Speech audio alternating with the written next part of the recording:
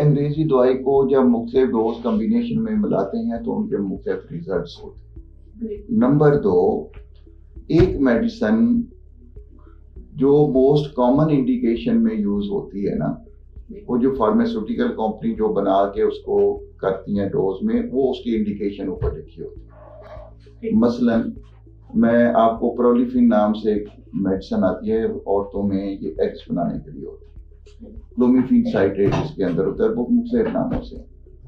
میل میں یہی دوائی ہم سپرمز کو انکریز کرنے کے لیے، موٹیلیٹی کو بہتر کرنے کے لیے میل میں بھی یوز ہوتا ہے.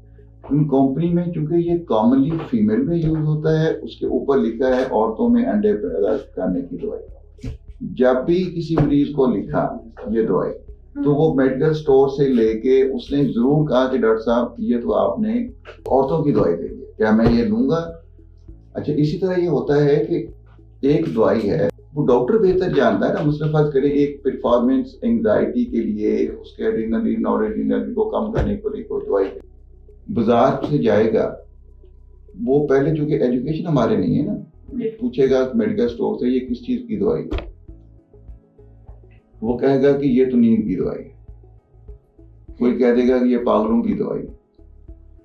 اب وہ مریض حالانکہ اگر فارماسسٹ کوالیفائڈ ہو تو وہ اس کا جواب ہونا چاہیے یہ ڈاکٹر صاحب کو بہتر پتا ہے یہ اس کا کیا کام. پلس اگر ایک دوائی کے جیسے میں نے کہا کہ 10 فنکشنز ہیں، تو جو موسٹ کامن فنکشن کے لیے یوز ہوتی ہے کمپنی کی تو انہوں نے سیل کرنی ہوتی ہے، اس نے وہ لکھی ہوتی ہے. جو ان بٹوین دا لائن ادرس ہوتی ہیں وہ مائنر چیزوں جس کے لیے نہیں اس کے لیے وہ اس کو پروموٹ ہی نہیں کرتے. اور وہ آپ نے وہ شاید وہ انکمپلیٹ رہ گیا تھوڑا سا کویسچن کہ وہ میڈیسن کیوں اپنے پاس لیتے ہیں، اسٹور سے کیوں نہیں ملتی. ایک تو یہ ہے، میں آپ کی اس کی مثال دیتا ہوں. ڈسپرین ہے نا، نزلے زکام سر درد کی دوائی ہوتی تھی، 2 گولیاں ڈسپرین جو ہماری ایج کی ہیں 76 سے پہلے تک ریڈیو پہ بھی تران نے بدلے تھے. نزلہ زکام 2 گولی ایسپرین نکولس کی، ایسپرین کمپنی تھی جس کے بعد اس کے بعد لوگوں نے سر درد کے لیے بھی کھانا چھوڑ دی کہ دوائی اچھی نہیں ہے، یہ معدے میں جلن کرتی. آج سے 20-25 سال پہلے پتا چلا اگر گولی کا تیسرا حصہ 200 mg کی گولی ہوتی ہے کہ 50 یا 70 mg دی ہے کسی کو اور ڈیلی دی ہے تو یہ بلڈ کلوٹنگ سے، دل کے دورے سے اب ہر دل کا ڈاکٹر پہلے نمبر پہ ڈسپرین مختلف نام سے لکھتا ہے. اگر ڈسپرین لکھ دے تو وہ مریض نہیں کہتا یہ تو مجھے درد ہوتی نہیں، وہ چھوڑ دیتا ہے. اس لیے پھر مختلف لوبلیڈ یا مختلف لوپرین مختلف نام سے اس میں ہوتی ڈسپرین ہی ہے.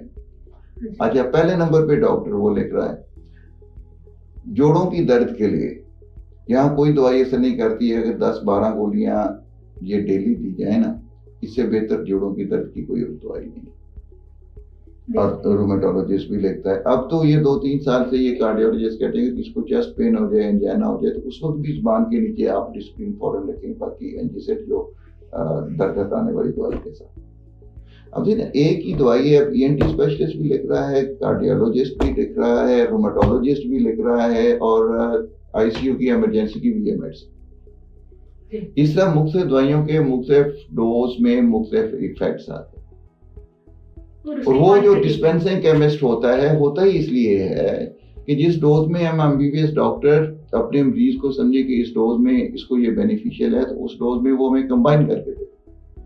ٹھیک ہے، اس کی کوانٹٹی یس کوانٹٹی اس کی ڈوز ہم کہتے ہیں نا. مثلا ایک فرض کریں میڈیسن 20 mg کی ڈوز ہے، ہم نے اپنے پیشنٹ کو 15 mg دینی، ٹھیک ہے، یا ہم نے 10 mg دینی. ہم اس کو کہیں گے کہ یہ 10 mg یہ میڈیسن، اس کی دوسری میڈیسن فرض کریں کہ 5 mg کی ڈوز میں ہم نے اس کو 0.3 mg دینی ہے یا 2 mg دینی.